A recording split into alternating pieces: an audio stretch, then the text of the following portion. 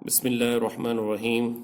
اللہم صلی علی محمد نبی الامی وعلی آلہ وسلم و تسلیم وبارک وسلم۔ ناظرین و سامعین، اس وقت آپ جو ہے سیرت النبی کی قسط نمبر 1 ملاحظہ فرما رہے ہیں۔ اب اس کو سٹارٹ کرتے ہیں۔ دین ابراہیمی جو ہے عرب میں زیادہ نہیں ٹھہرا، پورے ملک میں آہستہ آہستہ بت پرستی جو ہے نا وہ پھیلتی چلی گئی۔ لوگ خدا کے ساتھ جو ہے مورتیوں کو بھی پوجا کرنے لگے تھے اور ان کو خدا تک پہنچنے کا وسیلہ سمجھنے لگے تھے۔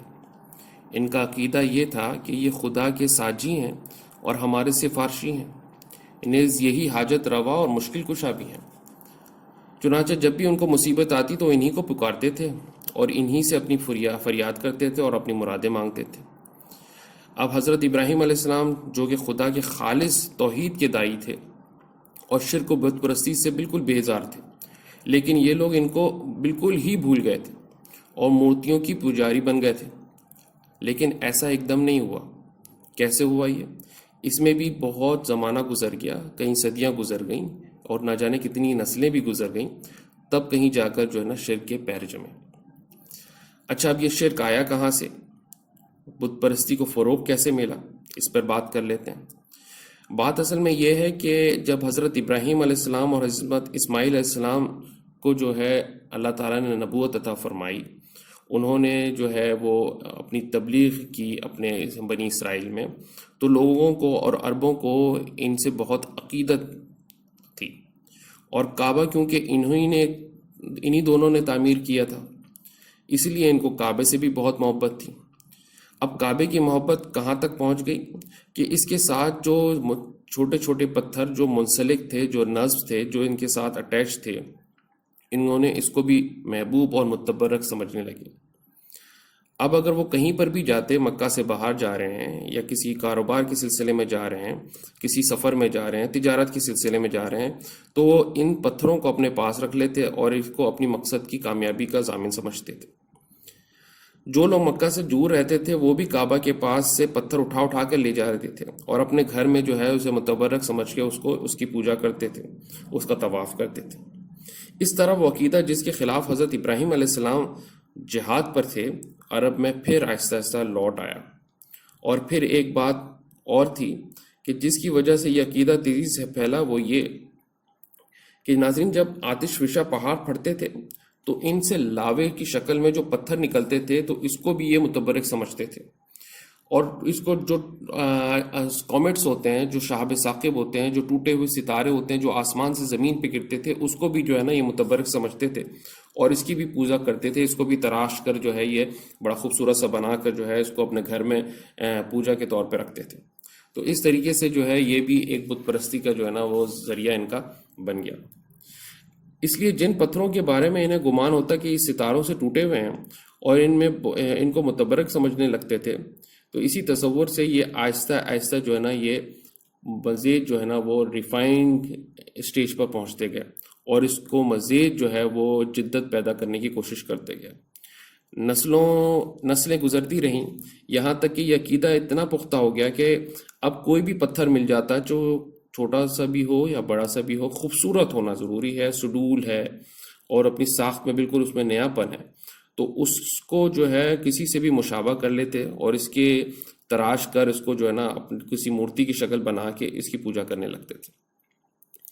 پھر آہستہ آہستہ ایک وقت وہ بھی آیا کہ وہ آہستہ آہستہ ایک قدم اور آگے بڑھتے رہے۔ یہاں اب وہ پتھروں کی خود تراشنے بھی لگے تھے۔ انہوں نے ایک پوری انڈسٹری قائم کر لی تھی، خود اپنے پسند کے مجسمے بناتے اور جس بزرگ یا دوفتہ سے چاہتے انہیں منسوب کر دیتے، نیز جو دل چاہتا ان کے نام رکھ لیتے، پھر ان کو ایک جگہ نصب کر کے انہیں پوجنا شروع کر دیتے۔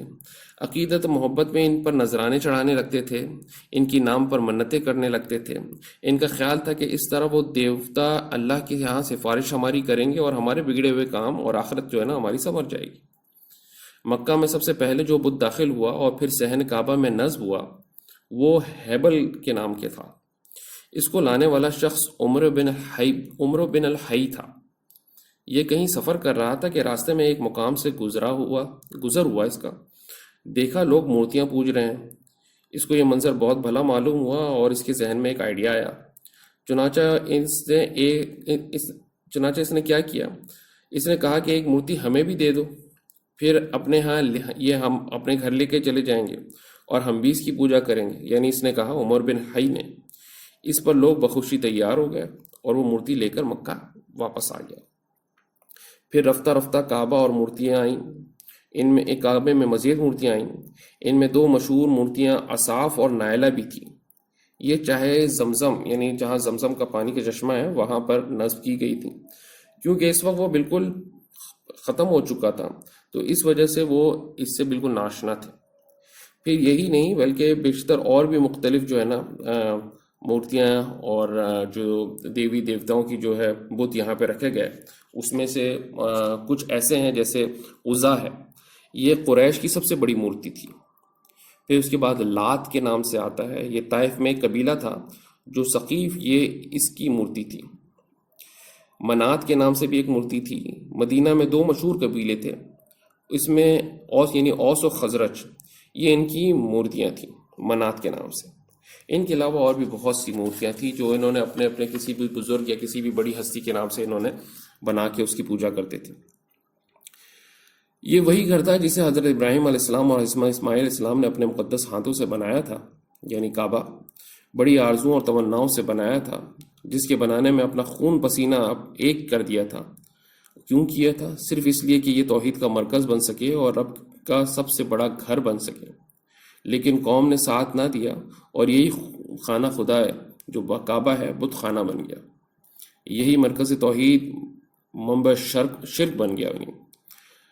لوگوں نے ابراہیم علیہ السلام کا دیا ہوا سبق فراموش کر دیا. ظاہر ٹائم گزر گیا اور اب انہیں یاد بھی نہ رہا کہ وہ کبھی اس کے گھر کے توحید کی صدا بلند ہوئی تھی. یہاں پر لبیک اللہم لبیک جو ہم یہاں پہ پڑھتے ہیں، اللہ کا جو ہے وحدانیت بیان کرتے ہیں، تو یہاں پہ ایک صدا بلند ہوئی تھی. بلکہ اب ان کے لیے تصور کرنا بھی دشوار ہو گیا تھا کہ بت پرستی کے سوا کوئی اور بھی اللہ ہے یا نہیں، کسی اور کی بھی پوجا کی جا سکتی ہے یا نہیں. جس باپ نے بتوں کے خلاف بغاوت کر کے اپنے قوم کی دشمنی مول لی تھی، اب اسی باپ کی اولادیں بتوں کی پاسبان بنی ہوئی تھی. تو آج تک کے لیے ناظرین اور سامعین اتنا کافی ہے. ایک ٹائم پیریڈ تک میں اس کو لے کر چلوں گا. تو انشاءاللہ تعالیٰ جو ہے اب سیکنڈ ایپیسوڈ میں ہم اس سے آگے بڑھیں گے. تو تب تک کے لیے اجازت دیجیے. اللہ حافظ. السلام علیکم ورحمۃ اللہ.